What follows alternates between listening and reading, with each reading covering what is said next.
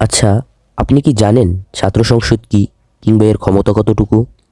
আজকে আমি আপনাদের ঢাকা বিশ্ববিদ্যালয়ের ছাত্র সংসদ বা ডাকসু সম্পর্কে বলবো। মূলত বিশ্ববিদ্যালয়ের শান্তি প্রতিষ্ঠা, শিক্ষার্থীদের বিভিন্ন দাবি বাস্তবায়ন করার লক্ষ্যে ছাত্র সংসদ প্রতিষ্ঠা করা হয়।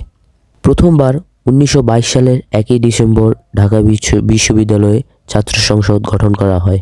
তৎকালীন ঢাকা বিশ্ববিদ্যালয়ের শিক্ষকরা সিদ্ধান্ত নেয় যে শিক্ষার্থীদের নিয়ে একটি ছাত্র সংসদ গঠন করা হবে।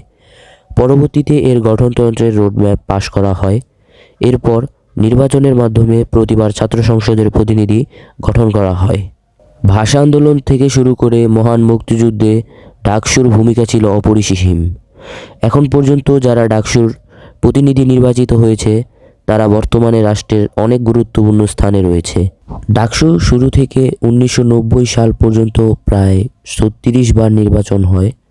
সর্বশেষ 2019 সালে ডাকসু নির্বাচন হয় এবং এর প্রতিনিধি ছিলেন বর্তমান গণ অধিকার পরিষদের সভাপতি নুরুল হক নূর।